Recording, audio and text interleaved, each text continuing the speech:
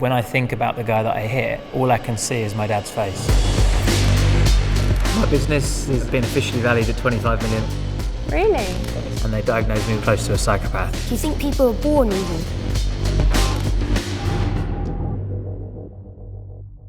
I've been convicted of multiple GBHs. I put a man in a coma, and now I'm a multi-millionaire, and I'll answer any question. What?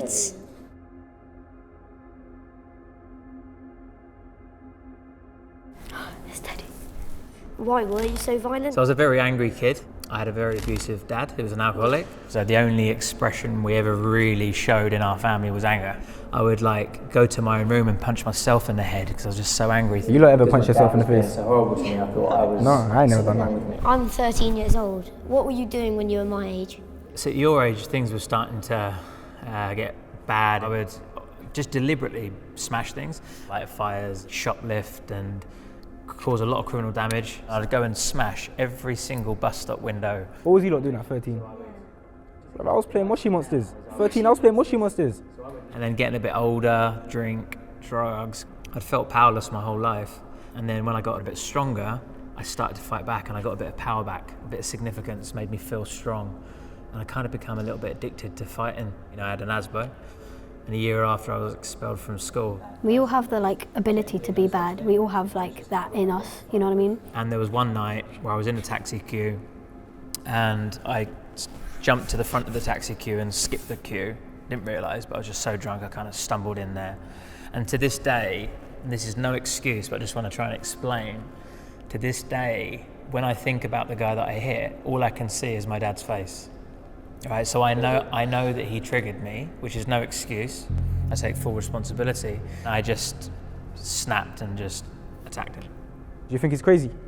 Yeah. Yeah. A lot of my family are actually police officers. So I've heard how maybe easy it is. As soon as you go into prison, I do feel like no matter what your crime was, how bad it was, I feel like there's a lot of, oh, are you okay? Is everything all right with you? How are you feeling today? People who are suffering don't get that. So why all of a sudden someone who's done something so terrible, getting all this help from such professionals all of a sudden. But then there's people that need it. I can answer it. They do get it. It is available for people. It's not just available to convicted criminals. But it's there for them as soon as they're in. Yeah, because they've traumatised. A lot of them have been raped. A lot of them have been sexually abused as a child. And all you see is a symptom that's occurred as a result of that. But these people need help. These people don't need locking up and throwing the key away. They also need to be punished, I think. And they are punished because they're sitting in a cell. I could talk about this all day. Yeah. I think it's go to prison first, and then we'll talk about it. Yeah, we'll have some trauma first, and then we'll talk about it. Prison's meant to be a place where you're meant to be punished. You've got to treat you like a prisoner, and not someone that you're not behind your door for 23 hours a day. You do get treated like a prisoner. Trust me. She has a good point. Yeah. No, I hear it. Yeah. Do you think you're rehabilitated? I don't think I'm rehabilitated, no.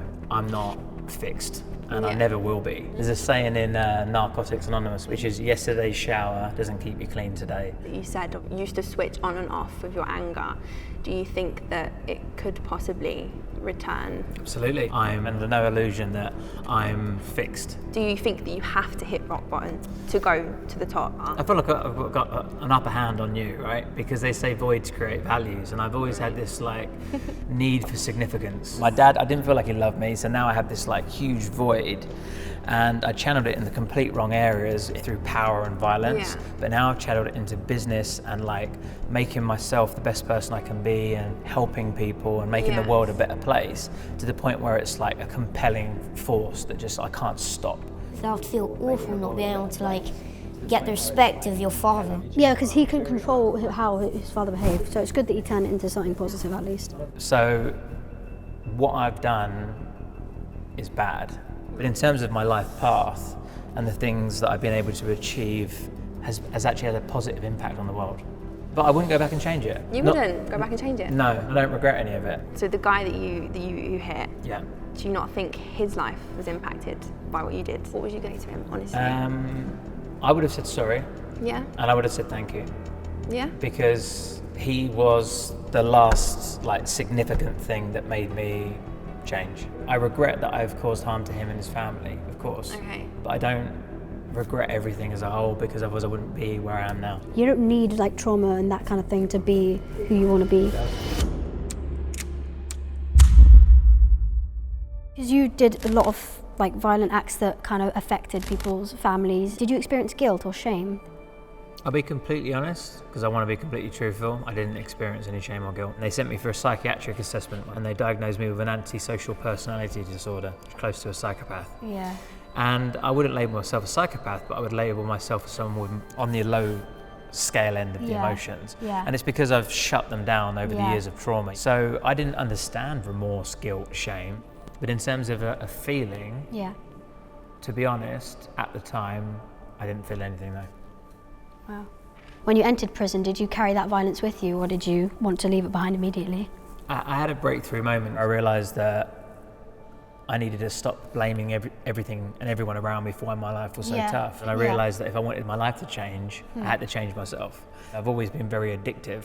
Right. So I've been addicted to drugs, alcohol, gambling, everything you can think of. Yeah.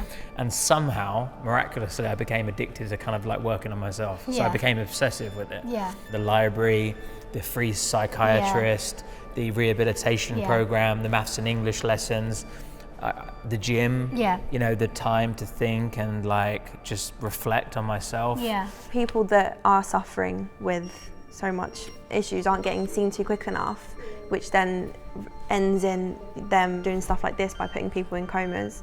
However, when they're in prison and already done their horrible stuff, then they're getting seen to. And it's like, you know, put a plaster on it, make sure they're okay. And it's like, well, there actually are people that need help before it ends in prison.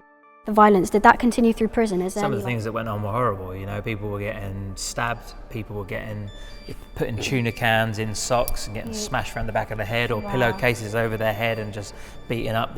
As soon as that door opens in the morning, they rush in, they steal everything and they beat you up. It can get very extreme. They even put sugar into a kettle, let it boil, push it on your face, so they can peel the skin off their face. I mean, it's nasty stuff. And peel the skin off their face. Oh my God.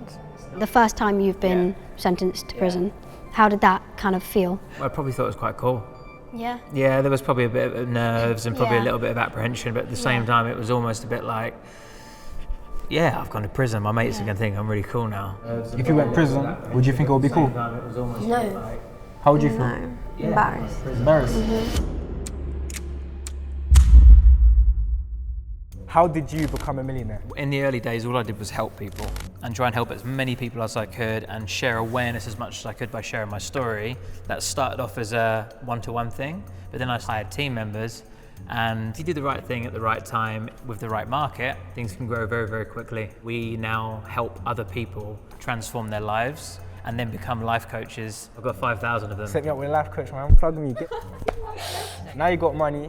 How much money do you have? My business is being officially valued at $25 million. 25 million. But How much did that watch cost? 15,000. Guess how much this costs? £5. Oh, well done. 1 and 2. Well done. First I was like, So, how do you feel walking around with materialistic items? Does it make I'm you not feel really better? normally a materialistic guy, right? I'm a digital nomad, so I don't have a car or a house. So I what does just that mean? travel. What, you just fly through a laptop? How do you travel to places? I own 2 suitcases, that's all I have. Really? And I will rent cars, I will stay in hotels, and I'll rent villas, and I'll decide where I want to go. He thinks he's such a cool person.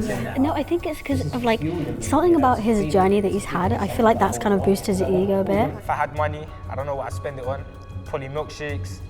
Maybe I like shoes, so I'll probably buy shoes. Replace that bracelet. Okay, well you don't have to come for it. We get you a millionaire. Now you got a Rolex, but you don't have to. You know this. You know it shines a little bit. It's fake, but it shines.